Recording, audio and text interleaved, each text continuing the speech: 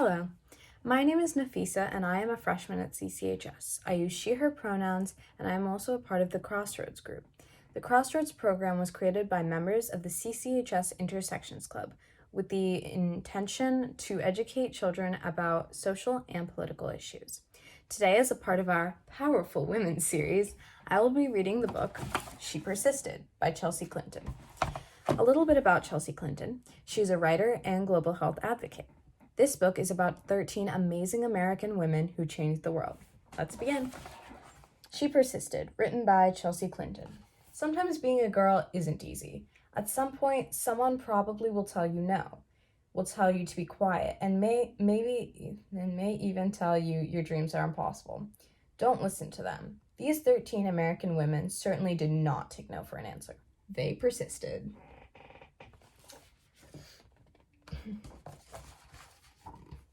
Harriet Tubman was born a slave, and her story could have ended there. Instead, she persisted, escaping from slavery and becoming the most famous conductor on the Underground Railroad. She risked her life many times to lead countless slaves to freedom, including her family, friends, and strangers. Every person she led to freedom arrived safely.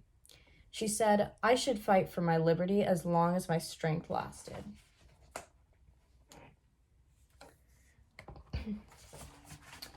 Once, Helen Keller became blind and deaf as a toddler. Few people thought she'd be able to learn to read, write, or speak, but she persisted. Helen learned how to do all three and not only became the first person with deaf blindness to graduate from college, but she used her story to help fight for more opportunities for people with disabilities in the United States and around the world. Helen Keller once said, "One can never consent to creep when one feels an impulse to soar." There she is.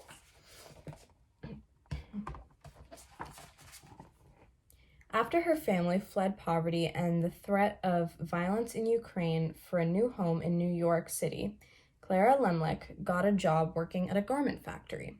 She wrote that the factory's conditions made women into machines, and so she persisted, organizing picket lines and strikes that ultimately helped to win better pay, shorter hours, and safer working conditions for thousands of workers, both women and men. She said, "I am one of those who suffers from the abuses described here, and I move that we go on a general strike." There she is. All right. Nellie Bly became a reporter in part because a male writer had said that working women were a monstrosity, and she wanted to prove that women could do anything. At times putting her safety at risk, she persisted throughout her career in exposing real monstrosities, pretending to be a sweatshop worker and a patient in a mental hospital to show people how badly people were being treated. She said, "I have never written a word that did not come from my heart. I never shall." Here she is.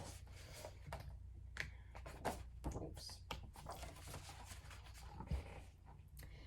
Inspired from an early age by her brother's childhood illnesses, Virginia Apgar was determined to be a doctor long before many girls had such dreams.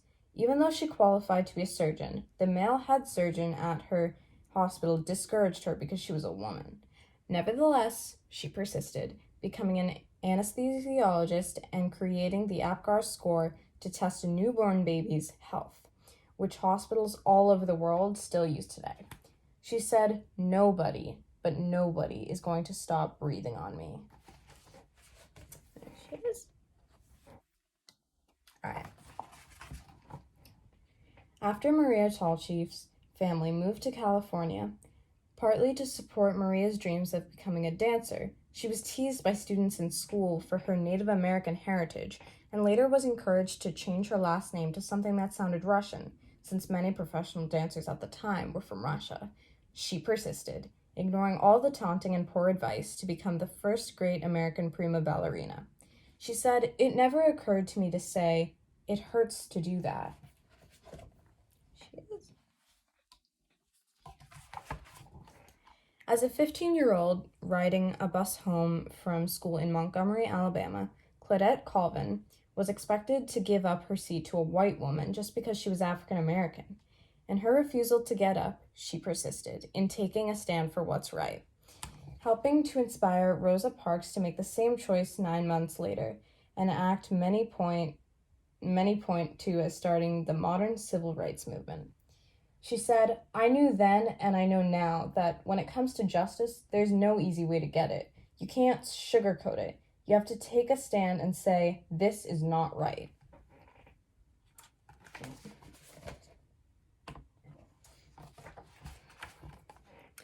When Ruby Bridges was in kindergarten, many schools across America, particularly in the South, still refused African American students their equal right to an education. Ruby wouldn't be treated like a second-class student, and she persisted, walking for weeks past angry, hateful protesters to integrate an all-white elementary school in New Orleans. She said, that fateful walk to school began a journey, and we all must work together to continue moving forward.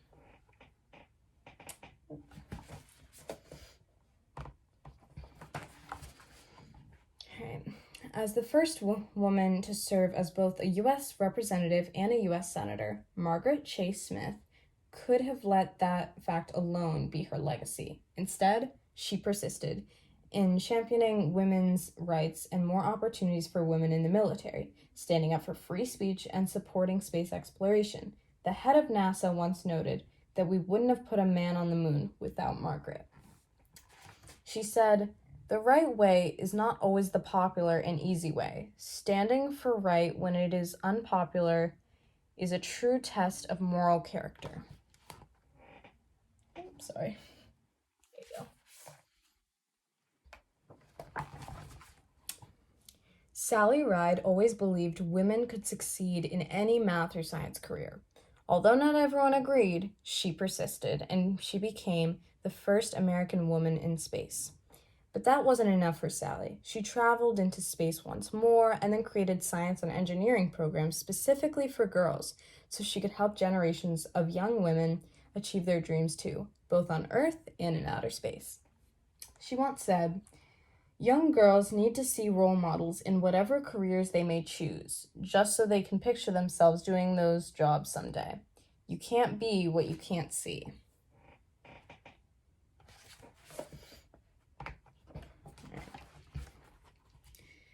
When, as a kid, Florence Griffith Joyner visited her father in the Mojave Desert, he would urge her to run faster and faster, to run as fast as a jackrabbit. Even when she had to leave college to help support her family, she persisted in her training on the track and then went to school and got faster and faster. Her unbroken world records in the 100-meter and 200-meter sprints set at the 1988 Summer Olympics means she is the fastest woman ever. She said, "When anyone tells me I can't do anything, I'm just not listening anymore."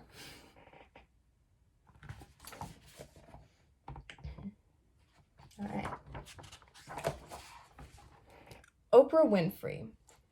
Oprah Winfrey's grandmother expected Oprah to follow in her footsteps and become a maid. Oprah knew, even as a little girl, that her dreams would take place somewhere else.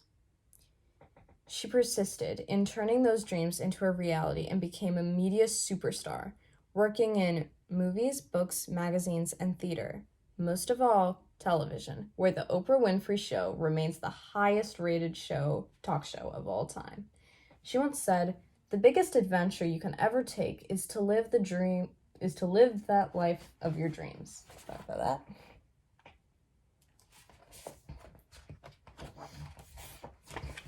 Okay. Watching fictional judges on television inspired Sonia Sotomayor to want to be a real-life judge when she grew up.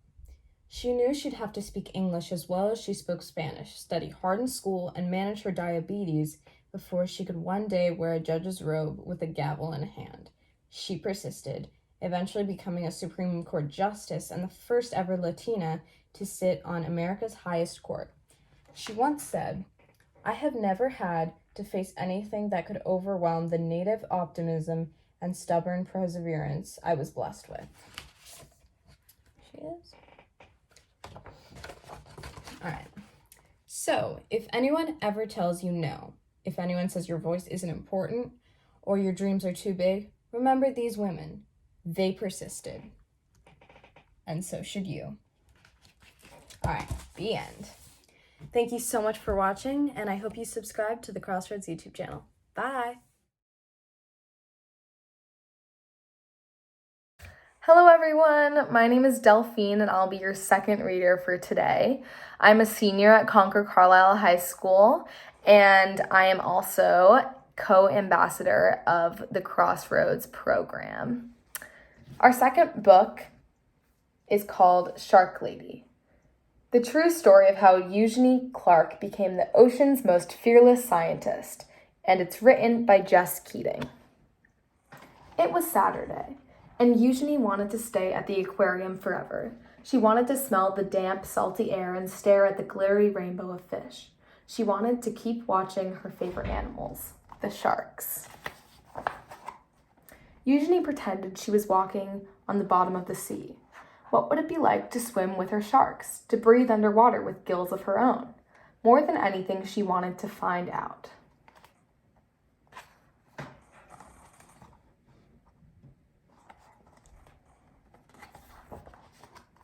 When the summer came, Eugenie's mother took her to swim at the beach in Atlantic City. Stuffing sticky gum into her ears to keep the water out, Eugenie dove. Down, down, down.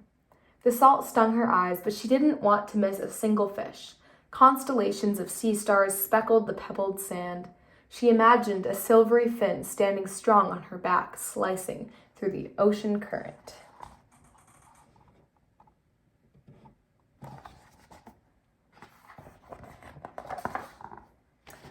To others, sharks were ugly and scary, but Eugenie knew that they were beautiful.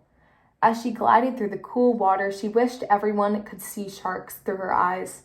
But the sharks were only in her mind for now. Eugenie decided to learn everything she could about them. So she dove.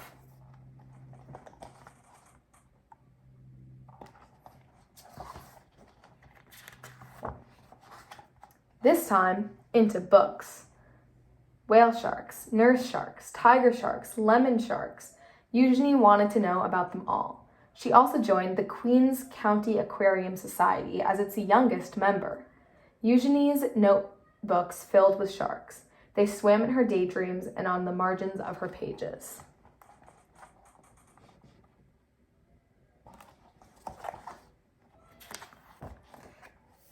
At home, Eugenie's mother surprised her with an aquarium of her own.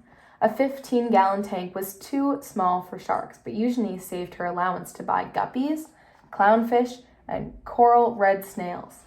It felt as big as an ocean in her room. Their small apartment became an aquarium, a laboratory, and a sanctuary.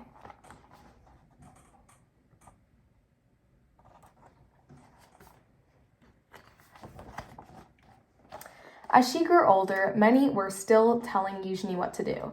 Forget those sharks. Be a secretary, be a housewife.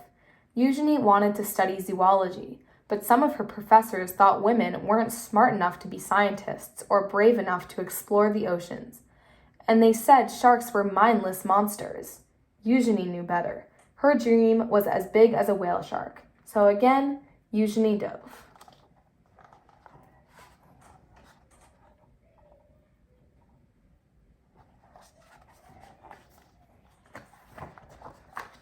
She plunged into every course she could. Her laboratory became her home. From sunrise to sunset, she studied how fish grow, how they behave, and how they were put together, both inside and out. Despite all of the people who didn't believe in her, Eugenie was becoming one of the smartest students in her field. Even after she earned her degree, many still doubted her.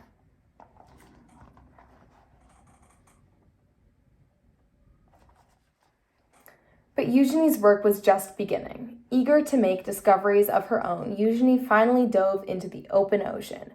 In the Red Sea, Eugenie collected hundreds of fish, including 3 new species that had not been discovered before.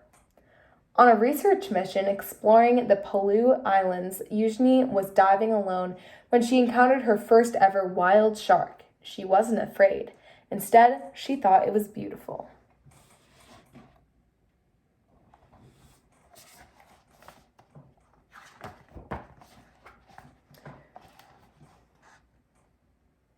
In Isla Mujeres, she dispelled the myth that sharks must keep moving to stay alive when she swam through dark caves, still and silent, full of resting sharks. Eugenie's daring heart grew bolder with each dive. Soon, they began to call her Shark Lady. Eugenie had proven she was smart enough to be a scientist and brave enough to explore the oceans.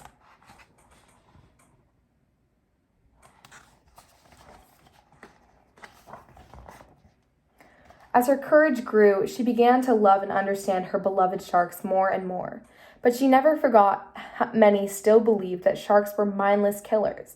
Because of their scary reputation, humans were hunting sharks all over the world. Eugenie knew that sharks weren't stupid or mean.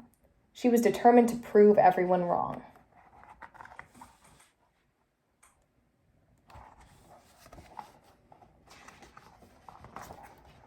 Eugenie fished through her mind and devised a brilliant experiment. Could she train a shark the way a person trains a dog? Were sharks much smarter than anyone knew? They were. Eugenie was the first scientist in the world to train sharks and even learned they could remember their training for at least 2 months after.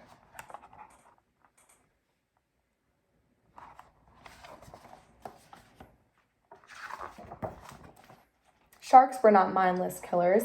Sharks were beautiful. Sharks were smart. They deserved to be studied, protected, and loved. And Eugenie's dream was now a dream come true.